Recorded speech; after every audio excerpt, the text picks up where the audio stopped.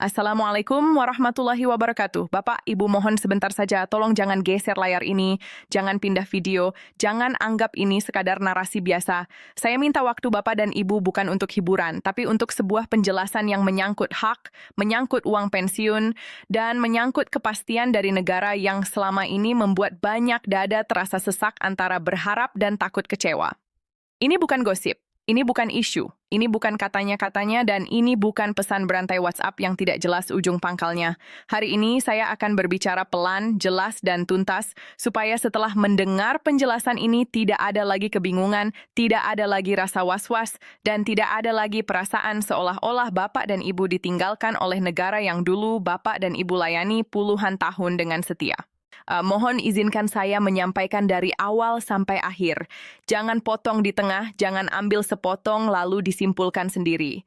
Karena masalah yang kita bahas hari ini tidak bisa dipahami dengan setengah-setengah. Ini tentang rapel pensiun, tentang penyesuaian gaji ASN, dan tentang kepastian hak finansial pensiunan yang sudah lama dinanti. Mari kita mulai dari kejujuran. Menjadi pensiunan itu tidak mudah. Tidak semua orang memahami rasanya. Puluhan tahun Bapak dan Ibu bangun pagi, datang ke kantor tepat waktu, menjalankan perintah atasan, menjalankan aturan negara. Kadang kehujanan, kadang dimarahi, kadang menahan lelah, kadang menahan emosi. Semua dilakukan bukan untuk kaya raya, tapi karena amanah dan pengabdian. Lalu suatu hari semuanya berhenti, seragam disimpan. Absen tak lagi ditandatangani. Gaji aktif berhenti, tunjangan rutin hilang. Yang tersisa hanya satu hal, yaitu hak pensiun. Hak yang seharusnya menenangkan hari tua. Hak yang seharusnya membuat tidur lebih nyenyak. Hak yang seharusnya menjadi bentuk tanggung jawab negara kepada para abdi negara. Namun realitanya tidak selalu seindah itu. Setiap bulan banyak bapak dan ibu yang mengecek saldo dengan jantung berdebar. Masuk atau tidak, sesuai atau belum, naik atau masih sama. Ketika pemerintah mengumumkan adanya kenaikan dan rapel, harapan itu muncul kembali. Banyak yang tersenyum, banyak yang mulai menghitung, banyak yang mulai membayangkan. Akhirnya ada kelegaan. Tapi waktu berjalan, bulan berganti, dan sebagian bapak dan ibu masih menerima nominal lama. Disitulah muncul pertanyaan yang sangat manusiawi. Rapelnya kapan cair? Apa benar ada atau ini cuma wacana? Pertanyaan-pertanyaan ini bukan tanda tidak sabar. Ini tanda kebutuhan. Ini tanda hak yang belum sampai. Sekarang dengarkan baik-baik. Pemerintah Republik Indonesia menegaskan bahwa dana rapel pensiun bukan rencana, bukan janji, bukan akan dibahas, dan bukan sekadar wacana. Dana ini sudah dialokasikan. Dana ini sudah disahkan. Dana ini sedang disalurkan melalui lembaga resmi, yaitu PT Taspen dan Asabri, berdasarkan keputusan negara yang sah. Artinya apa? Artinya kalau ada yang bilang ini hoa itu salah. Kalau ada yang bilang ini cuman isu itu tidak benar. Kalau ada yang bilang uangnya tidak ada, itu menyesatkan. Namun disinilah bagian penting yang sering tidak dijelaskan secara utuh. Pencairan rapel tidak dilakukan serentak. Dan ini bukan karena negara menunda, bukan karena negara tidak punya uang, bukan karena pemerintah ingkar janji. Pencairan dilakukan bertahap karena ada satu proses yang tidak bisa dilewati, yaitu verifikasi dan validasi data. Kenapa harus diverifikasi satu persatu? Karena negara tidak mau salah transfer, karena negara tidak mau dana jatuh ke tangan yang tidak berhak. Pemerintah Republik Indonesia menegaskan bahwa dana rapel pensiun bukan rencana, bukan janji, bukan akan dibahas, dan bukan sekadar wacana. Dana ini sudah dialokasikan, dana ini sudah disahkan, dana ini sedang disalurkan melalui lembaga resmi, yaitu PT Taspen dan Asabri, berdasarkan keputusan negara yang sah. Artinya apa? Artinya, kalau ada yang bilang ini hoa, itu salah. Kalau ada yang bilang ini cuma isu, itu tidak benar. Kalau ada yang bilang uangnya tidak ada, itu menyesatkan. Namun disinilah bagian penting yang sering tidak dijelaskan secara utuh.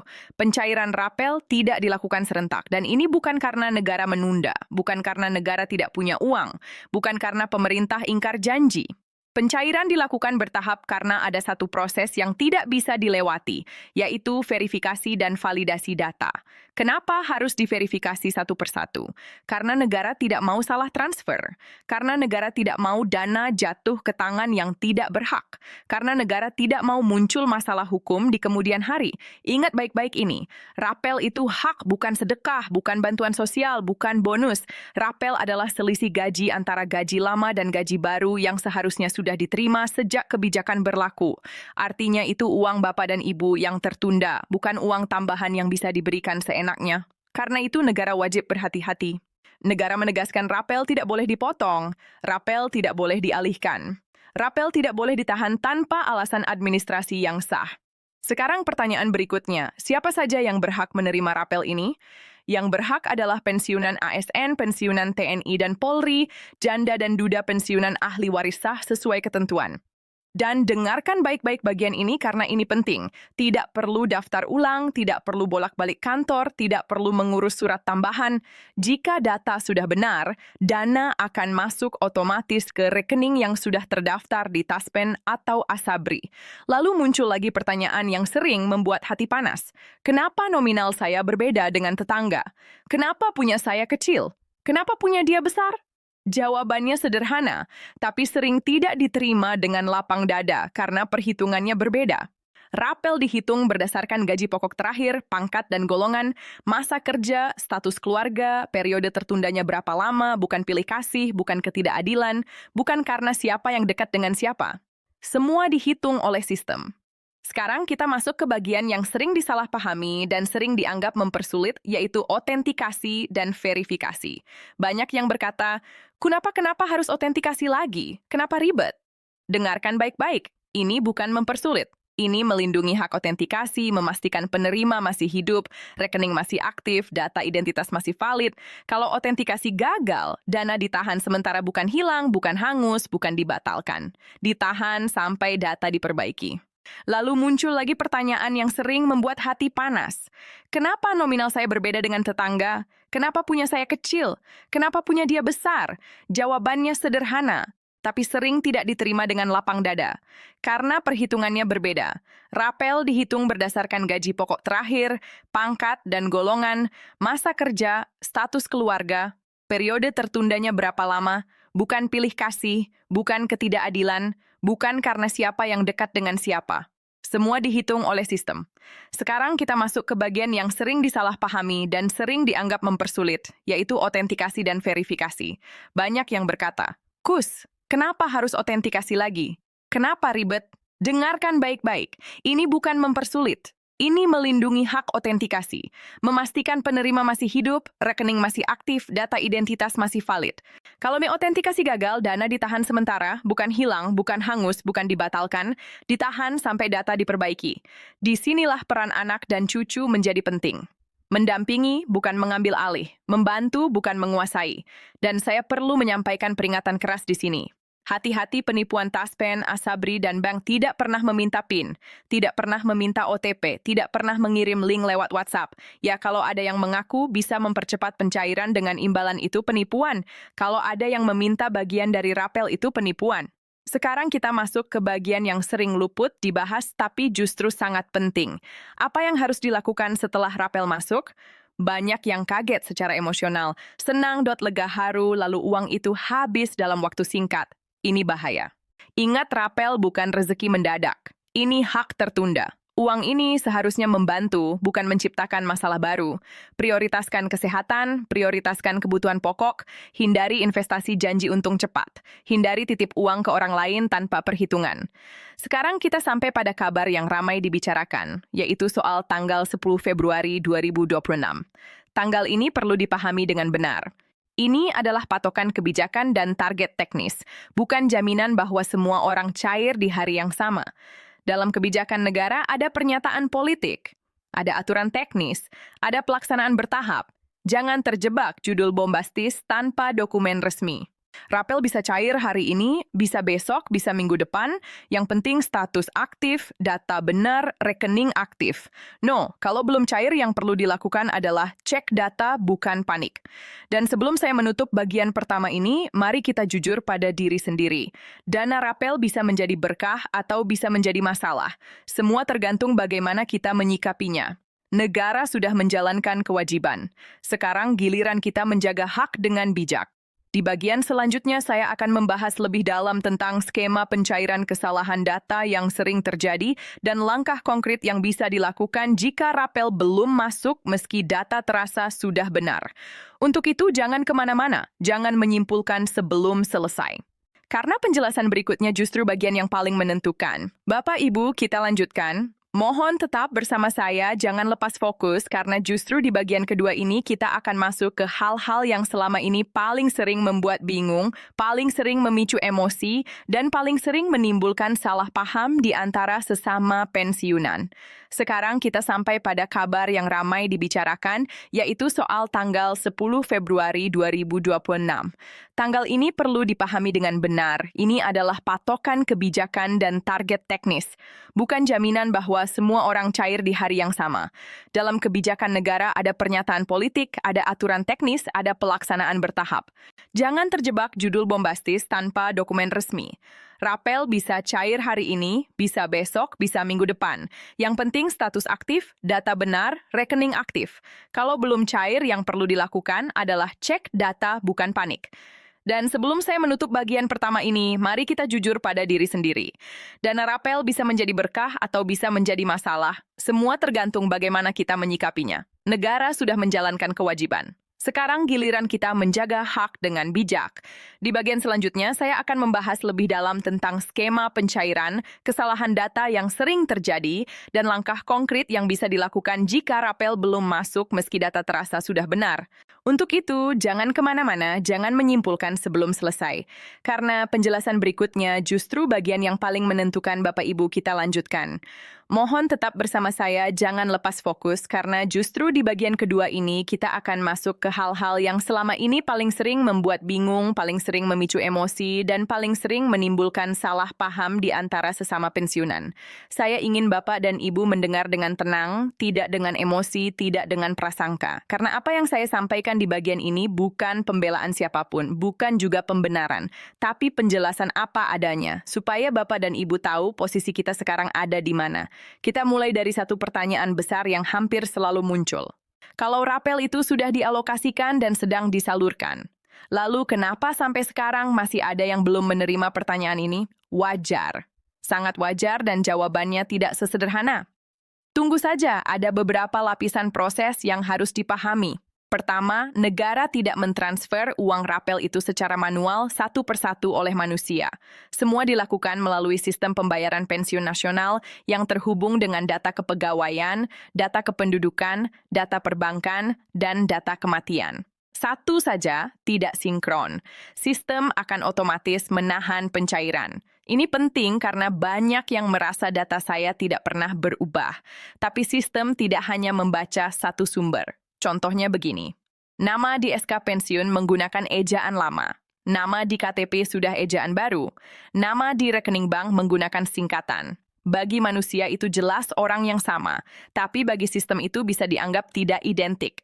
Atau contoh lain, rekening jarang dipakai saldo nol terlalu lama. Rekening dianggap pasif oleh bank. Maka sistem menahan dana bukan karena haknya hilang, tapi karena rekening tidak memenuhi syarat transaksi. Ini bukan teori, ini kejadian yang nyata dan sering terjadi. Lalu ada juga kasus di mana data keluarga tidak diperbarui, status menikah, janda, duda, atau ahli waris tidak sinkron dengan data terakhir di Taspen atau Asabri. Akibatnya, sistem tidak berani mencairkan karena khawatir salah sasaran. Sekarang kita bicara soal satu kata yang sering membuat banyak pensiunan merasa takut, yaitu verifikasi ulang. Tapi sistem tidak hanya membaca satu sumber. Contohnya begini, nama di SK pensiun menggunakan ejaan lama, nama di KTP sudah ejaan baru, nama di rekening bank menggunakan singkatan. Bagi manusia itu jelas orang yang sama, tapi bagi sistem itu bisa dianggap tidak identik. Atau contoh lain, rekening jarang dipakai. Saldo nol terlalu lama. Rekening dianggap pasif oleh bank, maka sistem menahan dana bukan karena haknya hilang, tapi karena rekening tidak memenuhi syarat transaksi. Ini bukan teori, ini kejadian yang nyata dan sering terjadi. Lalu ada juga kasus di mana data keluarga tidak diperbarui, status menikah, janda, duda, atau ahli waris tidak sinkron dengan data terakhir di Taspen atau Asabri. Akibatnya, sistem tidak berani mencairkan karena khawatir salah sasaran. Sekarang kita bicara soal satu kata yang sering membuat banyak pensiunan merasa takut, yaitu verifikasi ulang. Banyak yang berpikir, kenapa sudah pensiun masih diverifikasi? Apakah negara tidak percaya? Apakah ini cara halus untuk menunda? Jawabannya tegas. Bukan. Verifikasi ulang adalah kewajiban negara untuk memastikan bahwa uang negara benar-benar sampai kepada orang yang berhak.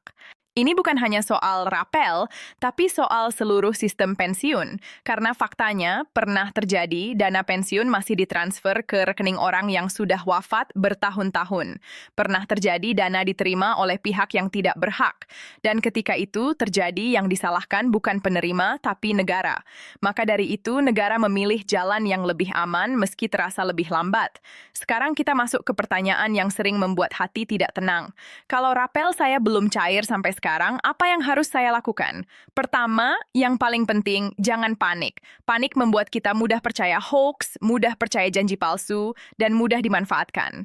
Kedua, pahami bahwa selama Bapak dan Ibu masih tercatat sebagai penerima pensiun aktif, hak itu tidak akan hilang.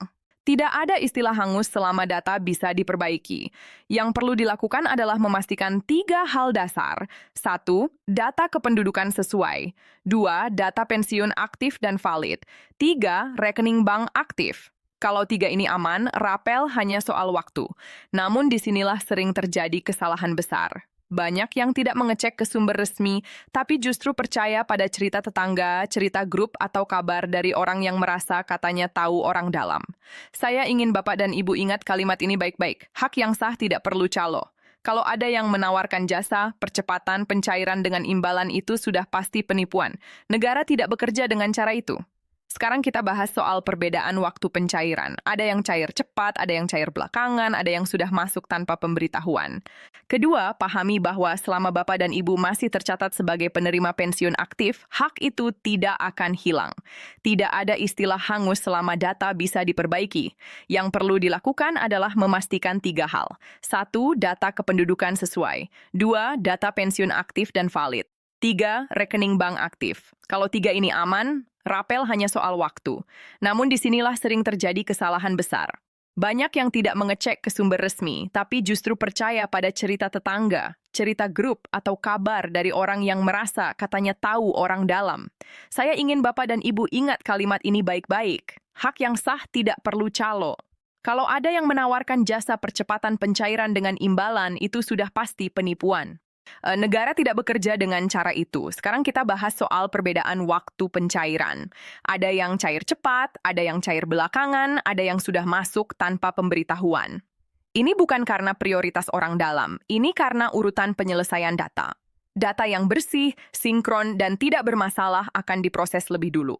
Data yang perlu klarifikasi akan ditahan sampai selesai diverifikasi. Inilah sebabnya kenapa 2 orang dengan golongan yang sama bisa menerima di waktu yang berbeda. Sekarang kita bahas satu isu yang sering membuat suasana panas, yaitu soal jumlah rapel yang diterima. Ada yang merasa jumlahnya kecil, ada yang merasa tidak sesuai harapan, ada yang merasa seperti tidak sebanding dengan lamanya menunggu. Di sini saya minta Bapak dan Ibu jujur pada diri sendiri. Harapan seringki dibangun dari cerita, bukan dari hitungan resmi rapel, bukan dihitung dari gaji aktif terakhir. Rapel dihitung dari gaji pensiun pokok yang disesuaikan dengan kebijakan kenaikan. Dan periode rapel juga berbeda-beda, tergantung sejak kapan kebijakan itu berlaku untuk masing-masing kategori. Jadi, jangan membandingkan secara mentah. Yang perlu dilakukan adalah memastikan bahwa perhitungan sesuai dengan golongan dan masa kerja, bukan membandingkan dengan orang lain. Sekarang kita masuk ke hal yang paling sensitif, tapi harus dibahas dengan jujur. Peran keluarga, anak, dan cucu seringki berniat membantu. Tapi niat baik tanpa pemahaman bisa berubah menjadi masalah. Ada kasus di mana orang tua tidak diberitahu bahwa rapel sudah masuk. Ada kasus di mana uang langsung dikelola pihak lain tanpa persetujuan. Ada juga kasus di mana pensiunan ditekan untuk berbagi karena dianggap uang datang tiba-tiba. Saya ingin tegaskan, rapel adalah hak pribadi pensiunan bukan milik keluarga besar. Boleh membantu, boleh berbagi, tapi tidak boleh dipaksa dan tidak boleh diambil alih. Pensiunan bukan orang yang kehilangan hak menentukan keputusan. Sekarang kita bahas satu kesalahan fatal yang sering terjadi setelah rapel cair. Merasa aman secara emosional, lalu membuat keputusan keuangan yang tergesa-gesa. Yang perlu dilakukan adalah memastikan bahwa perhitungan sesuai dengan golongan dan masa kerja, bukan membandingkan dengan orang lain. Sekarang kita masuk ke hal yang paling sensitif tapi harus dibahas dengan jujur. Peran keluarga, anak, dan cucu seringkali berniat membantu. Tapi niat baik tanpa pemahaman bisa berubah menjadi masalah. Ada kasus di mana orang tua tidak diberitahu bahwa rapel sudah masuk. Ada kasus di mana uang langsung dikelola pihak lain tanpa persetujuan. Ada juga kasus di mana pensiunan ditekan untuk berbagi karena dianggap uang datang tiba-tiba. Saya ingin tegaskan, rapel adalah hak pribadi pensiunan bukan milik keluarga besar. Boleh membantu, boleh berbagi, tapi tidak boleh dipaksa dan tidak boleh diambil alih. Pensiunan bukan orang yang kehilangan hak menentukan keputusan. Sekarang kita bahas satu kesalahan fatal yang sering terjadi setelah rapel cair. Merasa aman secara emosional, lalu membuat keputusan keuangan yang tergesa-gesa. Ingat rapel itu bukan tambahan rutin. Itu hanya sekali atau beberapa kali. Kalau habis-habis, tidak akan ada ulangannya. Banyak yang tergoda investasi, banyak yang tergoda usaha cepat, banyak yang tergoda janji manis, dan akhirnya menyesal. Yang paling aman adalah menggunakan rapel untuk memperkuat pondasi hidup, bukan untuk mengejar sesuatu yang belum pasti. Sekarang kita kembali ke posisi negara. Negara tidak sempurna. Sistem bisa lambat, proses bisa melelahkan. Tapi satu hal yang perlu diakui, negara tidak menghapus hak pensiunan.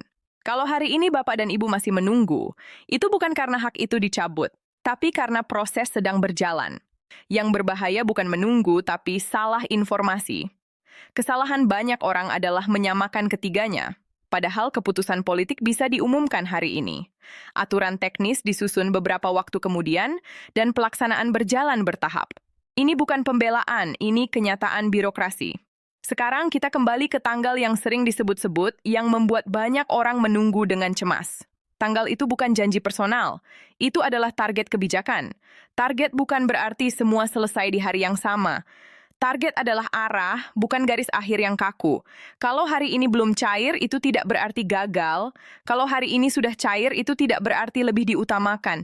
Ini hanya soal urutan dan kesiapan data. Sekarang saya ingin menyampaikan satu pesan penting untuk Bapak dan Ibu yang mungkin sudah lelah menunggu. Menunggu dengan tenang adalah bentuk kekuatan. Bukan pasrah, bukan menyerah, tapi percaya sambil tetap waspada. Cek data jika perlu, tanya ke kanal resmi, lengkapi administrasi, bukan marah ke sesama pensiunan, bukan menyebar ketakutan, bukan memperkeruh suasana. Karena sesama pensiunan bukan lawan, kita semua berada di perahu yang sama. Sekarang sebelum saya menutup, izinkan saya berbicara dari hati ke hati. Bapak, Ibu, masa pensiun adalah masa untuk berdamai dengan hidup. Berdamai dengan apa yang sudah dilakukan, berdamai dengan apa yang tidak sempat tercapai, dan berdamai dengan kenyataan bahwa hidup berjalan dalam ritmenya sendiri. Jangan biarkan satu proses administrasi merusak ketenangan yang seharusnya dinikmati.